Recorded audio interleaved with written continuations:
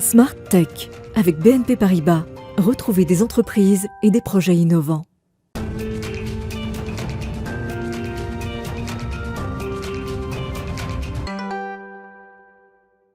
Bonjour à tous, bienvenue dans Smart Tech, l'émission qui pousse les portes de l'innovation et questionne la nouvelle société numérique. On est en direct sur la chaîne Bismart dès 11h chaque matin.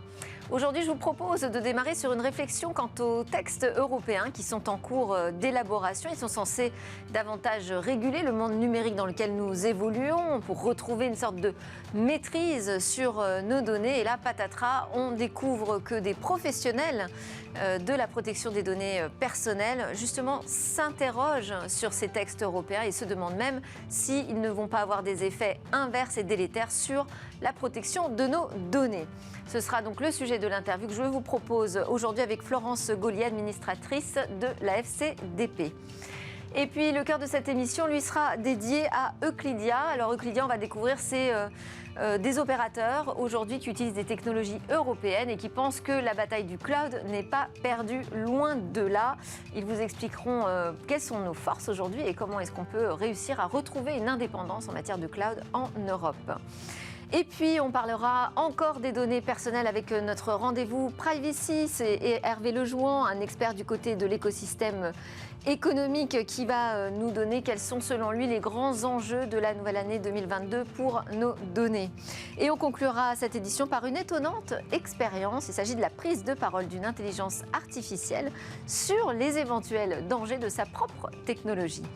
Mais tout de suite, c'est le moment de l'interview. On va donc parler de ces textes anti-GAFAM et des dangers sur nos données.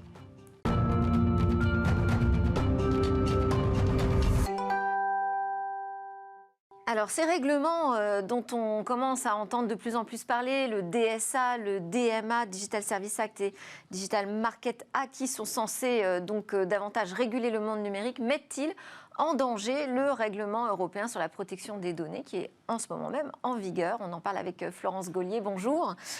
Bonjour. Merci beaucoup d'être connectée avec nous ce matin. Vous êtes donc administratrice de la FCDP qui représente les professionnels délégués à la protection des données en entreprise ou dans des grandes organisations. Et vous menez aussi le groupe de travail au sein de cette AFCDP autour des projets de règlement européen pour davantage donc réguler nos acteurs du numérique.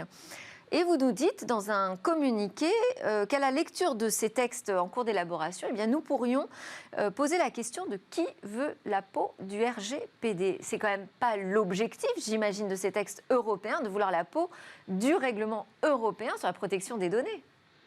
Nous ne l'espérons pas, mais nous avons effectivement publié cette tribune parce qu'à l'étude de ces textes, en tant que professionnels de la protection des données, les membres de la FCDP s'inquiètent de cette tournure que prend l'élaboration de la stratégie de la Commission européenne en matière de protection des données et de vouloir créer ce marché unique numérique sans tenir compte de manière suffisante de la protection des données.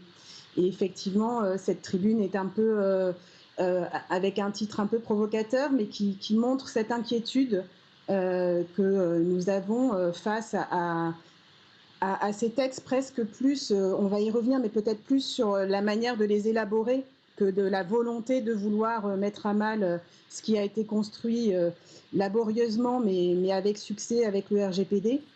Rapidement, juste sur le type de texte dont on parle, j'ai évoqué le DSA, le DMA qui sont les plus connus, mais il y a d'autres textes européens qui sont en cours d'élaboration. Est-ce que pour vous la préoccupation touche l'ensemble des projets européens actuellement à l'étude et aussi nous rappeler pourquoi ça vous inquiète à ce point, puisque ce sont des règlements, ça veut dire qu'ils vont devoir s'appliquer tels quels. Ce ne sont pas des directives, on va pouvoir les adapter à chaque pays. Exactement. De manière générale, la Commission européenne choisit désormais de plus en plus l'outil règlement plutôt que l'outil directive pour arriver à une harmonisation, à une uniformisation la plus complète possible. Donc, pour rappel, la stratégie de la Commission européenne en matière de numérique et de données, c'est vraiment de créer un marché unique du numérique et de la donnée avec plusieurs objectifs. Un objectif de partage de plus en plus fort des données, qu'elles soient personnelles ou non personnelles, puisque la distinction devient de plus en plus ténue. aussi bien dans le secteur public que dans le secteur privé, et entre le secteur privé et le secteur public. Et également, dans cette stratégie, il y a la volonté de créer un marché qui permette aux acteurs européens de se développer sereinement face à des acteurs étrangers, américains ou maintenant aussi chinois, qui ne respectent pas toujours la protection des données et notamment le RGPD. Donc, en soi, l'initiative de départ est louable et les délégués à la protection des données sont tout à fait favorables à ce type de développement. Mais, comme vous l'indiquiez, il y a une des premières critiques, c'est justement que cette stratégie consiste à être mise en œuvre plutôt en adoptant une multitude de projets de texte qui vont finalement porter sur des éléments souvent communs. Il y a la donnée, le numérique, les plateformes. Et donc, effectivement, comme vous le disiez, il n'y a pas seulement le DMA et le DSA, il y a également le DGA, le Digital Governance Act, il y a le Data Act qui est également en préparation, il y a également la régulation la réglementation sur l'intelligence artificielle. Se rajoute à ça aussi un texte sur l'identité numérique. Et en plus, on avait avant déjà la directive e-privacy qui était en cours de préparation, qui porte sur la protection de la vie privée dans l'univers des communications électroniques. Et on a également des textes qui sont en train de se préparer en matière de sécurité numérique. Est-ce que ce que vous craignez, c'est qu'on ait trop de lourdeur finalement avec beaucoup de textes qui vont intéresser la question de la donnée et qu'on ne sera plus capable d'appliquer finalement le règlement sur la protection des données? Ou est-ce que ça va plus loin, votre inquiétude? Vous pensez que ça pourrait même le dénaturer, ce règlement sur la protection des données, et nous faire perdre finalement la maîtrise? Alors, il y a un peu des deux. La première, parce qu'effectivement, cette absence de réflexion, il y a une espèce d'agitation politique qu'on comprend, de vouloir aller vite, mais du coup, il y a une incohérence entre les textes qui n'est pas forcément prise en compte, et une articulation entre les textes qui n'est pas non plus prise en compte. Ça crée une insécurité juridique qui, in fine, va forcément mettre à mal l'application du RGPD. On le sait en tant que professionnel de la protection des données, puisqu'on est habitué à devoir articuler plusieurs textes. C'est notre métier. Mais là, ce n'est pas préparé. Et on sait d'avance que ça va créer à la fin quelque chose qui sera quasiment inapplicable et qui ne va même pas forcément servir les intérêts que la Commission européenne poursuit elle-même, puisque lorsque les entités ne sauront pas comment faire ce partage en respectant le RGPD, elles vont soit pas le respecter, soit au contraire fermer leurs données pour éviter d'être en infraction par rapport au RGPD. Donc il y a ce problème d'articulation qui est extrêmement important, mais il y a également, à partir du moment où on n'arrive pas à lire les textes et à les rendre cohérents, ça ouvre la porte à la possibilité du coup de ne pas protéger correctement les données. Alors peut-être. Après, il y a aussi. Oui. Pardon. Non, mais simplement, peut-être une provocation, mais on peut aussi se poser la question du RGPD. Faut-il continuer avec ce règlement? Peut-être que c'est une occasion de voir la protection des données différemment à travers des textes qui sont plus variés, peut-être plus ouverts à l'expérimentation. Le RGPD n'empêche pas ça. Le RGPD n'est pas conçu comme une contrainte, il encadre.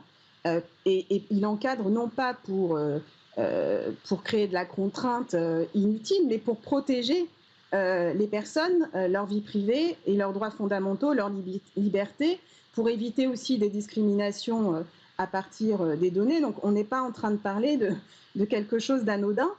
Et surtout, il a été conçu, ce qui a donné aussi beaucoup de réflexion.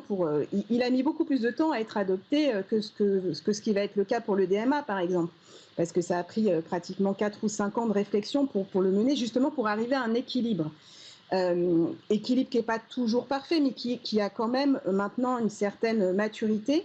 Et donc, vouloir le dépecer, c'est un risque important pour les personnes concernées et pour les consommateurs, donc c'est pas anodin. Après, ça ne veut pas dire que ces textes ne doivent pas être adoptés, c'est juste réfléchir à leur articulation avec le RGPD pour pas que ça aboutisse à quelque chose qui, in fine, sera ni bon pour les personnes, ni d'ailleurs pour les acteurs économiques. On comprend votre inquiétude parce que c'est déjà aujourd'hui visiblement compliqué de faire appliquer ce règlement sur la protection des données. Donc si les textes demain viennent s'ajouter et alourdir ce process, effectivement, c'est pas très rassurant pour nos libertés fondamentales en Europe. Merci beaucoup d'avoir soulevé cette question avec nous dans Smart Tech aujourd'hui.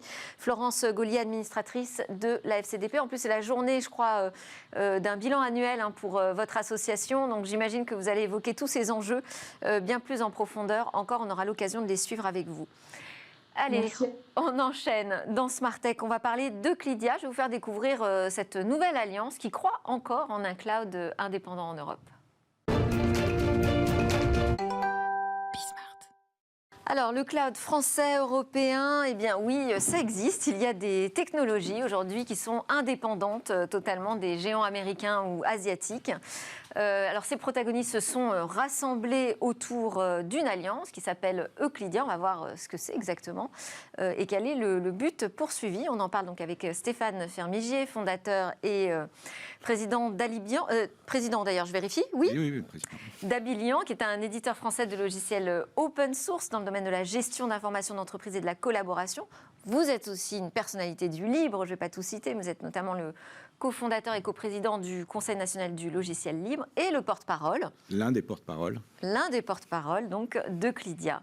À vos côtés, Quentin Adam, cofondateur président de Clever Cloud, qui est un hébergeur cloud basé justement sur des technologies européennes. Donc on peut dire un acteur et promoteur du cloud européen souverain. Et donc vous êtes membre de Clydia. On va commencer ensemble, Stéphane, puisque vous êtes un peu à l'origine de toute cette initiative. Je sais même que c'est vous qui avez trouvé le nom de Clydia, European Cloud Industrial Alliance, c'est ça que ça veut dire, si on le détaille. Sur la question déjà de cette définition de la souveraineté, qui nous préoccupe à chaque fois que je reçois quelqu'un sur ce sujet, est-ce que selon vous, il s'agit donc d'une question d'indépendance numérique, et est-ce que vous êtes d'accord avec Cédrico qui a répété encore la souveraineté, ce n'est pas le protectionnisme? Alors, la souveraineté, on peut utiliser aussi le mot autonomie stratégique, par exemple, c'est la capacité de prendre des décisions et d'agir dans le domaine du numérique. Donc là, avec Euclidia, on parle plus précisément des technologies cloud, qui sont évidemment l'un des éléments les plus importants à l'heure actuelle en termes aussi bien d'infrastructures que de logiciels.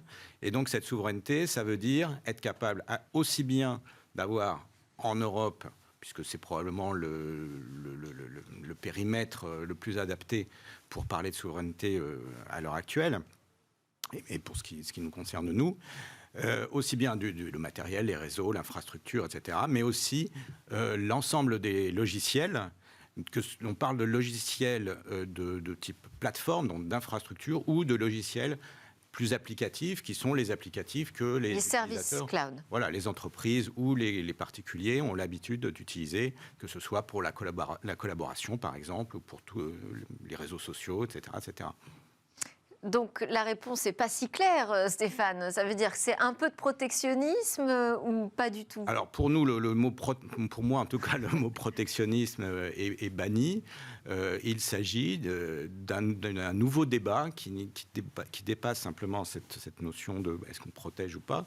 Il s'agit réellement de garder en Europe aussi bien des compétences humaines, des entreprises qui ont des capacités à agir et à travailler ensemble et à travailler avec les gouvernements, par exemple, ou à fournir des offres pertinentes. Donc ça fait un terrain sur lequel on peut commencer à discuter, donc y compris avec le gouvernement français, puisque ce n'est pas... on présente parfois Euclidia, cette alliance d'opérateurs cloud européens, comme étant un anti-Gaia X.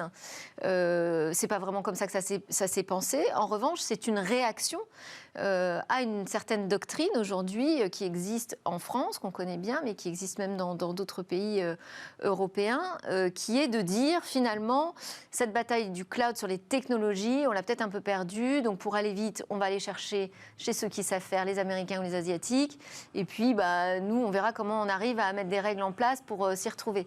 Clever Cloud, c'est un contre-exemple, puisque c'est un un opérateur cloud qui utilise des technos 100% européennes, vous confirmez ? Ah oui, complètement, oui. On est les éditeurs de notre propre technologie, tout à fait. Bon, donc vous êtes la preuve qu'aujourd'hui, on a la possibilité d'avoir des opérateurs européens.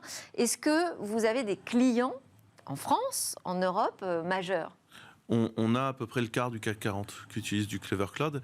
Et aujourd'hui, Clever Cloud, c'est des clients dans 120 pays dans le monde. Je pense que ce qui est important à comprendre sur cette histoire de « on a perdu la bataille », c'est que c'est pas vrai, en fait. Si on prend n'importe quelle étude aujourd'hui qui a été menée sur le marché du cloud computing, aujourd'hui, le marché du cloud computing va faire entre 25 et 30% de ce qu'il fera en 2028. Donc, en fait, c'est un marché qui est en essor monstrueux et la bataille du cloud computing, elle n'a pas eu lieu. Par contre, si on veut être sûr de la perdre, on ne se pointe pas sur le terrain, ça c'est sûr. Mais ce qui est important, je pense, c'est un gros travail de lobbying qui est fait par des acteurs monstrueux comme Microsoft, Google, Amazon, qui sont ou Alibaba, qui sont des... Ce sont les leaders mondiaux aujourd'hui ? Oui, enfin, ce sont des leaders mondiaux. C'est des entreprises qui ne respectent pas les paradigmes de la libre concurrence et qui sont des multirécidivistes du droit de la concurrence ou du droit de la vie privée, ou etc. Enfin, on serait dans n'importe quel autre marché, on ne parlerait plus avec ces gens-là. Ce sont des délinquants quand même. Quand on prend une amende à la semaine ou une amende au mois, c'est pas une très bonne nouvelle. Donc, c'est des entreprises qui ont un profond mépris pour les règles de la libre concurrence. Et je pense que c'est un des points qui est important. Et je pense qu'une des règles à garder en tête, c'est que la plus mauvaise façon de faire du capitalisme, c'est les monopoles. Le monopole, c'est la plus mauvaise option. Vous pouvez avoir une économie administrée ou alors une économie capitaliste, mais enfin, le monopole, c'est probablement la plus mauvaise solution. Et je pense qu'au-delà de dire que la souveraineté, c'est du protectionnisme, la souveraineté, c'est juste la capacité à avoir un marché ouvert qui permette aux consommateurs d'avoir de nouvelles offres, de meilleures offres dans un marché multiple. Et donc, est-ce qu'aujourd'hui, on a perdu cette guerre ? Non. Par contre, il y a une petite musique qui tend à nous la seriner qu'on l'a perdu, et ça, c'est pas vrai, par des choses extrêmement factuelles. Et effectivement, on a affaire à des entreprises monstrueuses en face, mais rien n'est impossible. Et ce serait terrible de dire qu'on l'a perdu, parce que ça ferait une société de résignés. Alors c'est là qu'intervient Euclidia, une association, une alliance qui a été fondée, dont l'un des objectifs principaux, c'est de mettre en valeur l'offre européenne, de faire comprendre qu'il existe en France et en Europe un grand nombre d'entreprises technologiques qui sont capables de fournir les services et qui sont même en avance. Alors un grand nombre, on va être plus précis que ça, il y a aujourd'hui combien ? 30 membres ? Il y a une trentaine de membres, oui. Ok. Sur potentiellement combien d'acteurs du cloud européen qui utilisent des technologies européennes ? En fait, on est encore en train de les recenser. On a même une mission qui a été donnée à l'un des membres de les recenser. C'est un peu compliqué parce que le cloud, je dirais que c'est plusieurs marchés. C'est une chaîne de valeur qui est assez large. Donc, au tout début, vous avez les parties très infra, qui est la chose à laquelle tout le monde pense immédiatement, mais qui est probablement pas le cœur du cloud. Ensuite, vous avez tous les logiciels d'infrastructure dont parlait Stéphane, les systèmes de plateforme qui permettent au cloud de fonctionner. Et pour la fin, vous avez les logiciels qui sont plus consumer, qui sont directement utilisés par des utilisateurs, où là c'est un peu plus large, mais on va dire qu'il y a des logiciels qui sont utilisés par tout le monde. C'est-à-dire que tout le monde a des mails, tout le monde a du calendrier, tout le monde a du stockage de documents, des CRM, et là vous allez en face des offres d'Office 365, de Google Apps, de Salesforce, etc. Si on prend la totalité du spectre, c'est un petit peu comme quand on fait de l'industrie. L'industrie, en fait, si vous voulez, on assemble des pièces. Et ben, en tant qu'éditeur de logiciels cloud, à un moment, il y a aussi de l'assemblage de pièces, sauf qu'il y a certaines boîtes qui sont leurs propres équipementiers. Et ben, en fait, c'est un peu ça l'histoire. On a beaucoup de gens dans le cloud computing en Europe qui fournissent des pièces et il faut qu'on les assemble à plusieurs. Et c'est ce qu'on est en train de faire dans Euclidia, c'est donner la possibilité à des agrégations industrielles de fonctionner. Mais ça ferait quoi ? Il y a combien ? Une centaine d'acteurs aujourd'hui ? Il y en a certainement plus de 100. Plus de 100. La première liste qu'on a, elle a déjà elle contient déjà plus d'une centaine de membres, enfin en tout cas d'acteurs. Après, voilà, il y a une étude qui va être menée et on verra bien quelles sont les pépites qu'on n'a pas encore complètement identifiées, mais qui seront mises en valeur par cette étude. Et justement, parce qu'on voit toute la complexité de qu'est-ce qu'un acteur cloud, infrastructure, les technos, les services, quelles sont les conditions aujourd'hui qui vous permettraient de dire c'est un membre potentiel d'Euclidia qui peut mettre en avant des technos européennes ? Alors ce qu'on a mis comme règle de gouvernance, et pour donner, je dirais peut-être une limite entre qui peut être membre d'Euclidia ou pas par opposition aussi à certaines autres organisations qui ont eu tendance à laisser rentrer, je ne vais pas dire n'importe qui, mais en tout cas des gens qui ne sont pas clairement des acteurs européens. Donc il y a une condition de territorialité, avoir son siège en Europe et avoir des capitaux européens. Après, c'est faire du cloud et être acteur de sa propre technologie. Donc si on intègre des briques étrangères, on ne peut pas faire partie de Clydia ? Si on intègre des briques étrangères, uniquement des briques étrangères, là, effectivement, c'est pas le... Mais s'il y a une partie seulement, ça, c'est possible. Oui, parce que je pense par exemple à Scaleway. Oui. Qui est un acteur français qui fait partie encore, en train de partir de Gaia X, mais qui était à la fois Euclidia et Gaia X, tout comme nous, et qui utilise différents types de technologies. Ça, c'est compatible Euclidia. Tout à fait. Oui, parce que Scaleway, ils ont leur propre technologie au final. Leur orchestration, leur système de réseau, leur système d'accounting, tout leur système d'IAM, tout ça, c'est du soft à eux. En fait, ils sont créateurs de leur technologie. Et après... oui, on intègre tous des briques qui ne sont pas nécessairement uniquement des briques françaises. La question est toujours, quelle est ta capacité à avoir un rapport de force acceptable avec ton fournisseur de briques qui fait que tu es capable de réagir. En fait, la question, elle est très simple. Donc c'est vraiment une question d'indépendance, de maîtrise. C'est une question de rapport de force, de la capacité à pouvoir effectivement être indépendant dans des prises de décision business, ce qui est hyper important pour un pays comme la France. Ça a des implications très concrètes. Est-ce qu'aujourd'hui, si les États-Unis décidaient de nous embarquer en guerre contre l'Irak, on pourrait dire non ? Ça dépend de la volonté qu'ils ont de nous embarquer dedans. Demain, on arrête Google en France. Comment on fait, en fait ? On n'est pas capable aujourd'hui de survivre à ça.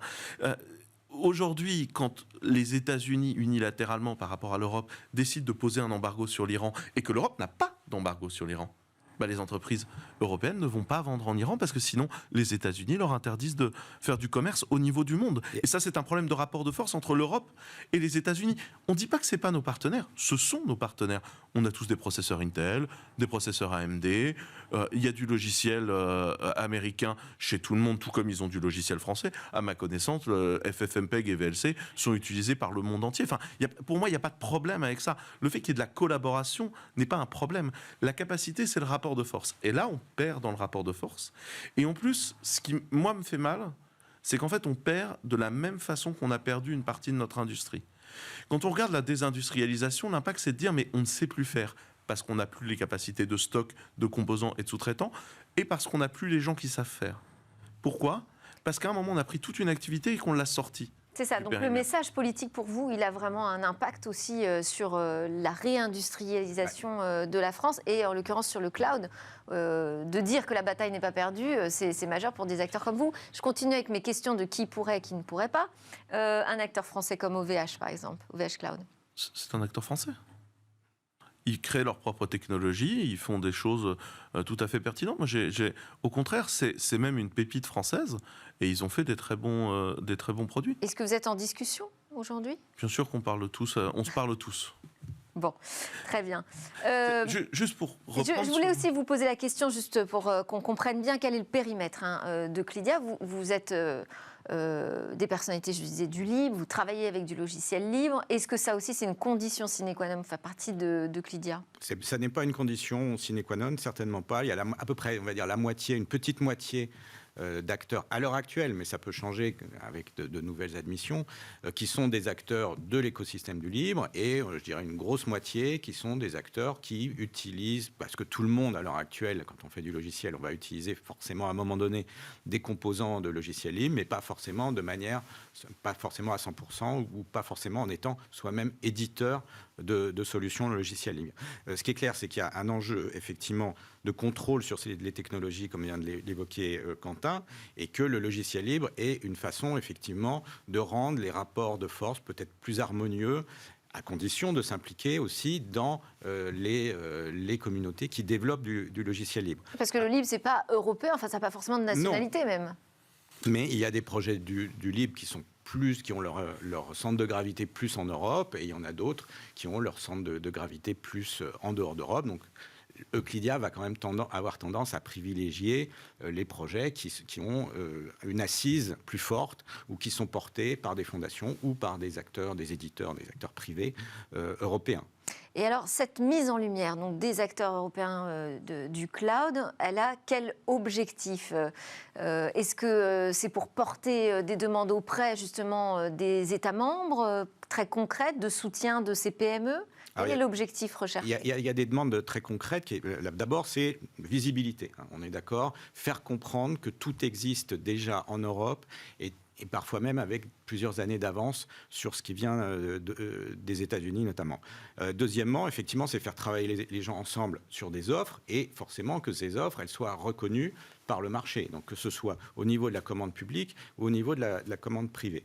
Après, et reconnues, c'est-à-dire précisément que les gens les connaissent déjà dans un premier temps. Donc c'est créer aussi un annuaire finalement. Les considèrent dans les appels d'offres et puis au final qu'il y ait un certain nombre d'appels d'offres qui soient gagnés par ces offres technologiques. Et le troisième point, c'est effectivement en termes de politique publique et notamment de soutien à cette filière européenne du cloud, eh bien, la commande publique a un rôle à jouer, un rôle d'exemple. Et nous, on appelle à ce qu'on appelle soit un Small Business Act, soit un Buy European Act, soit un mélange des deux, en tout cas un mécanisme qui favorise, par exemple dans le domaine du cloud computing, peut-être dans d'autres domaines, mais nous, ce qui va nous intéresser, c'est le cloud computing, qui favorise l'achat aux PME européennes. Après, je pense qu'il y a même un système de quotas. Par exemple, ce Buy European Act ou ce Small Business Act européen pourrait s'incarner avec un quota, parce qu'à un moment donné, il faut aussi qu'il y ait une obligation si on veut faire changer les habitudes des acheteurs. Et ça a eu un certain écho, y compris auprès du MEDEF. Tout à fait. De manière générale, on ne peut pas reprocher au pouvoir public de dire mais on ne connaît pas les gens du cloud européen, parce qu'en fait, ils étaient difficilement identifiables. Je pense que Clydia apporte aussi un rôle qui est d'être un interlocuteur, parce que comment est-ce qu'on pourrait imaginer que la puissance publique soit capable de travailler une stratégie de reconquête industrielle sur le cloud si elle n'a pas d'interlocuteur pour matérialiser en fait l'existence? Et je pense que ça recoupe quelque chose de plus large dans le numérique, qui est un problème de constitution de la filière, parce que c'est un marché qui a émergé à toute vitesse, et on a une filière qui n'est pas très bien structurée, comme peuvent l'être des industriels de la pharmacie ou des industriels de la métallurgie qui ont des structures très bien en place, qui gèrent leur formation, qui gèrent leur diplôme, qui gèrent leur capacité ou pas à absorber des travailleurs. Cette constitution de filière dans le numérique n'est pas encore très bien faite, et fait que je pense le pouvoir public avait aussi des manques d'interlocuteurs, et je pense que c'est une des choses qu'on apporte avec Clydia, c'est commencer à apporter des interlocuteurs, commencer à structurer une filière. Parce que ce qu'il ne faut pas... Quand les gens pensent à numérique, ils pensent un peu à Matrix. Vous avez un monde réel et un monde virtuel. Et puis le numérique, c'est le monde marrant des gens qui font du virtuel. Mais ce n'est pas ça la réalité. La réalité, c'est qu'on est dans la révolution industrielle de la prestation intellectuelle. La révolution industrielle de la mécanisation, c'est le moment où on a pris un moteur et on a remplacé le muscle humain.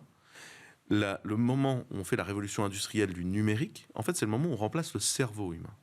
Et donc, en fait, ne pas miser sur cette révolution industrielle, c'est ne pas être un acteur de la révolution industrielle du 21e siècle, qui est la révolution industrielle majeure de notre économie. C'est juste, on ne peut pas s'en passer, on ne peut pas passer à côté, ça c'est certain. Et c'est pour ça qu'on ne peut pas dire, on ne va pas faire de soft. C'est pas grave, on va l'acheter ailleurs. C'est là qu'est la croissance, c'est là qu'est le futur business. Donc, on ne peut pas s'en passer. Il y a eu aussi un soutien, alors par la voix de Mathieu Weil, mais de la Direction générale des entreprises.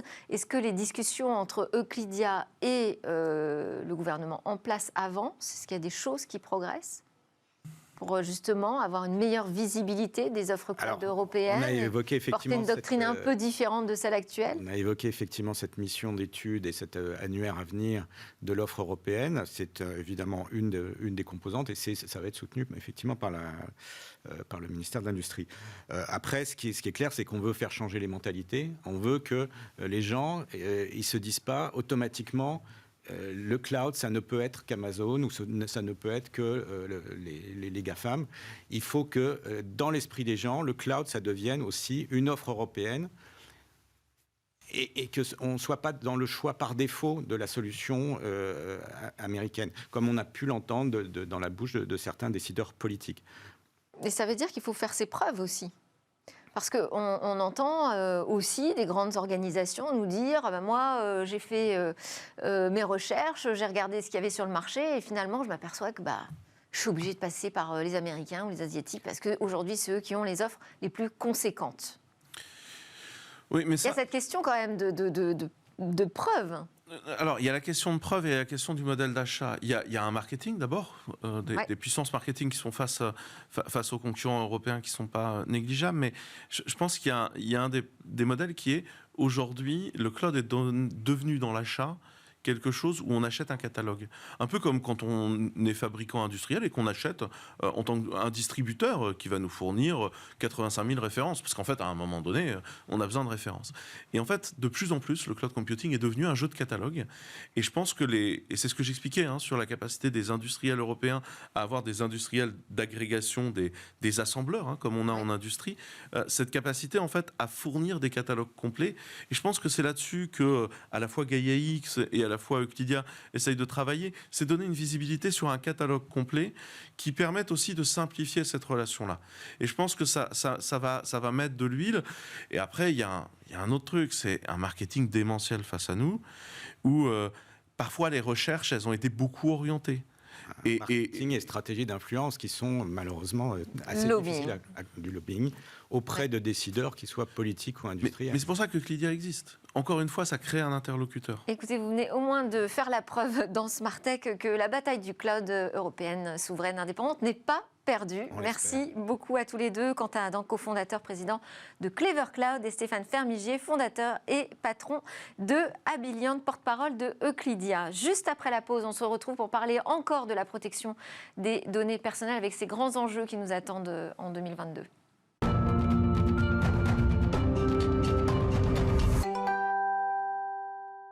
Vous regardez la chaîne Bismart et l'émission Smartech qui s'ouvre à l'innovation, aux réflexions sur le numérique.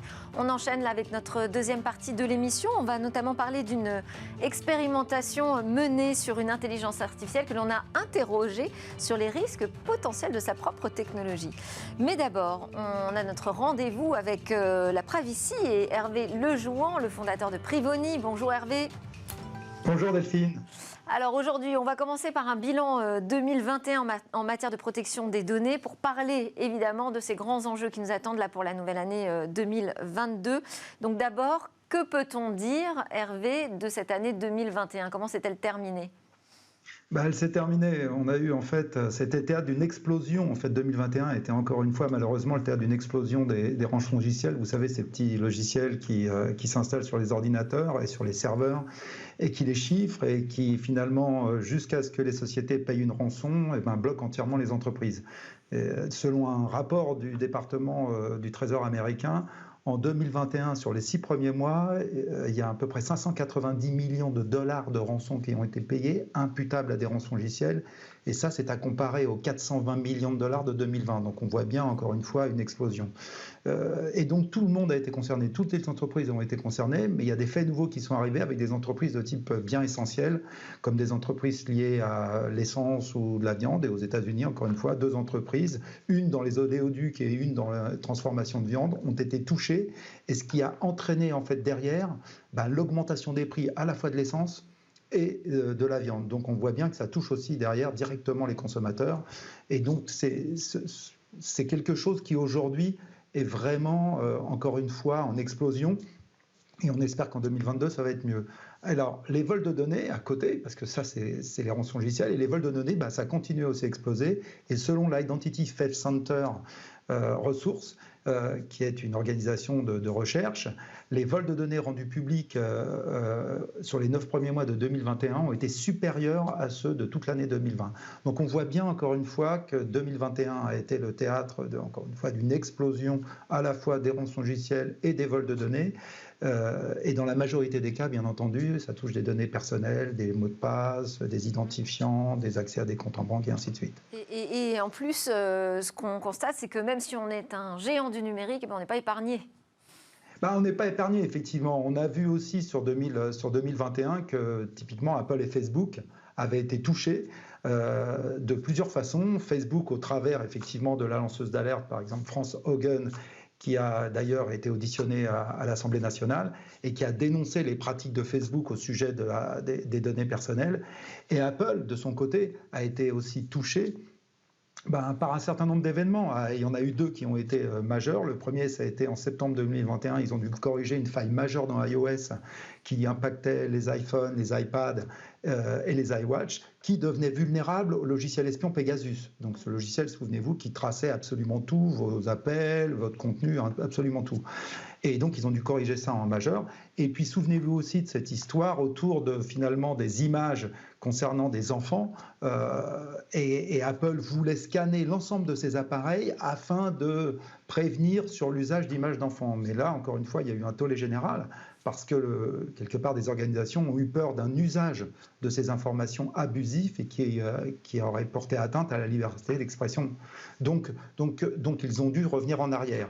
Donc on voit bien que les géants de la tech sont touchés. Et puis il y a eu d'autres choses aussi. Si vous voulez, si vous prenez l'événement AirTag, je ne sais pas si vous savez, Apple a lancé ses AirTags en d'ailleurs début 2021.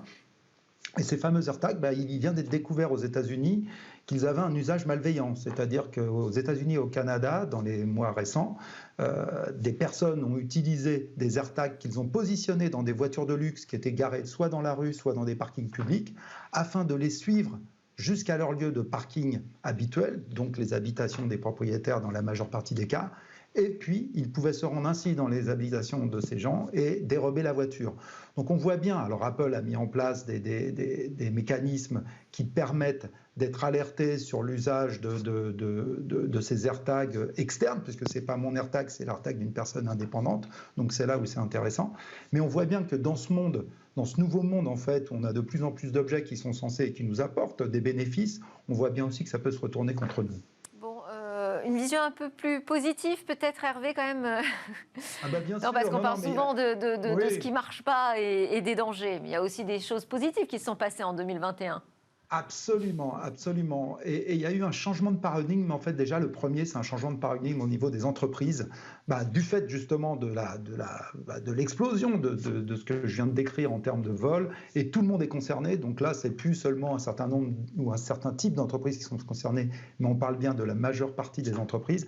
Donc là, il y a eu vraiment une sensibilisation forte et c'est remonté très haut au niveau des dirigeants, au niveau des conseils d'administration.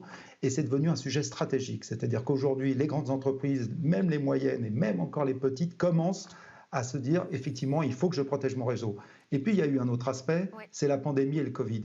Effectivement, à cause du confinement, les entreprises ont été obligées de prendre des mesures concernant tout simplement l'accès depuis l'extérieur à leur réseau interne. Et on a vu, donc, elles ont accéléré leur transformation digitale qui est accompagnée aussi par la protection des données. Donc là, on voit bien qu'il y a un mouvement très très important et très intéressant au niveau des entreprises qui consiste à prendre la cybersécurité comme quelque chose de sérieux et qui aura finalement une conséquence bénéfique, j'espère, dès 2022, mais certainement dans les prochaines années, de protection et de diminution des attaques et des surfaces d'attaque. Il ne nous reste plus beaucoup de temps justement pour parler de 2022, mais on est vraiment sur cette tendance ? On est vraiment sur cette tendance et on a vu typiquement, et un événement dernier qui s'est passé, c'est que le gouvernement vient finalement de retirer sa demande d'autorisation pour le fameux Health Data Hub, vous savez, la plateforme de données de santé, qui était quelque chose de très controversé, typiquement, et vous avez eu avant des interlocuteurs qui parlaient un peu du cloud, parce que l'hébergement, c'était un des événements, l'hébergement était considéré par Microsoft. Donc on voit bien qu'aujourd'hui, 2022, on est dans une logique où on doit, au niveau européen et au niveau français, effectivement faire attention où on met nos billes en termes de stratégie de cloud et d'hébergement de données sensibles.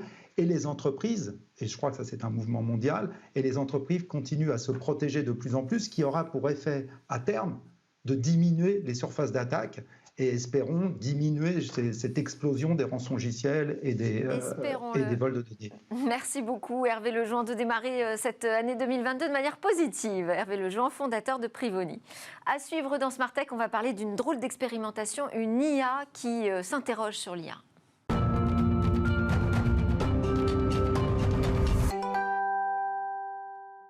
Et Et demain, donc, on attaque notre dernière partie de Smart Tech, c'est notre Zoom quotidien sur une innovation. Bonjour Cécilia. Bonjour Delphine. Alors, on parle régulièrement d'intelligence artificielle ici, ça progresse évidemment, mais avec aussi ces débats sur l'éthique, les questions que ça pose quant au développement de cette technologie. Et alors, pour s'y préparer, une surprenante conversation qui a pris forme outre-Manche. Oui, à Oxford, précisément, s'est tenue une drôle d'assemblée. En fait, une intelligence artificielle est venue s'exprimer devant des chercheurs, devant des étudiants de l'université Oxford Union, bien pour débattre des dangers que peut représenter l'intelligence artificielle. Alors, ce n'est pas la première fois qu'on a un tel débat au sein de cette université londonienne, mais c'est la première fois qu'on invite le principal concerné, l'intelligence artificielle, pour venir en parler.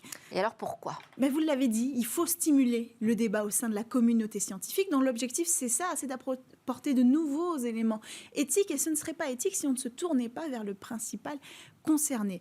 Alors, il ne faut pas vous imaginer un robot droit comme un i devant un pupitre qui s'adresse à cette assemblée. En réalité, c'est une voix métallique qui sort d'un ordinateur pour répondre aux questions et qui prend donc le nom de Mégatron, comme la technologie, mais ça, on y revient après. Et alors, quels sont les propos tenus par Mégatron ? Alors, les chercheurs lui ont demandé, concrètement, si l'intelligence artificielle représentait un danger pour les hommes. Et la réponse de Mégatron a fusé « Oui, l'intelligence artificielle est dangereuse. » Il dit « Demain, nous pourrons tout voir sur une personne, partout où elle va, et ces données, cette identité, sera stockée et utilisée d'une manière que nous ne pouvons même pas imaginer aujourd'hui. » Et il enfonce le clou en s'adressant aux chercheurs. Si vous n'avez pas de vision de la stratégie de votre organisation en matière d'IA, aujourd'hui, vous n'êtes pas prêt pour la vague technologie qui va arriver et le bouleversement technologique qu'elle entraînera.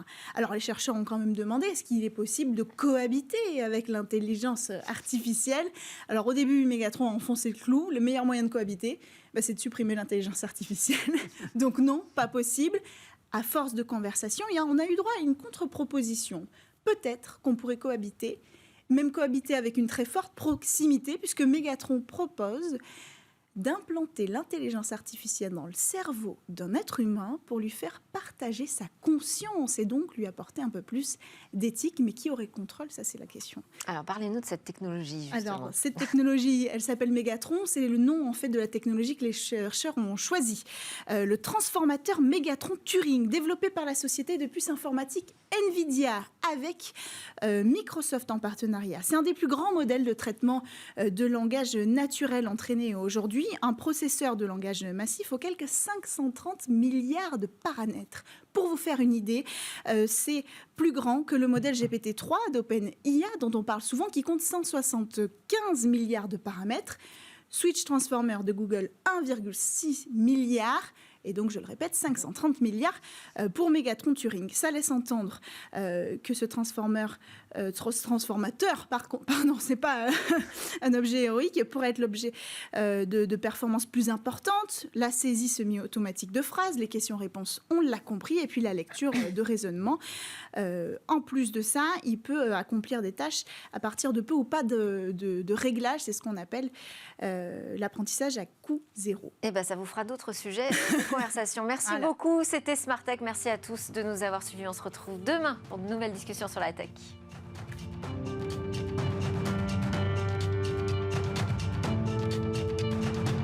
Smart Tech avec BNP Paribas.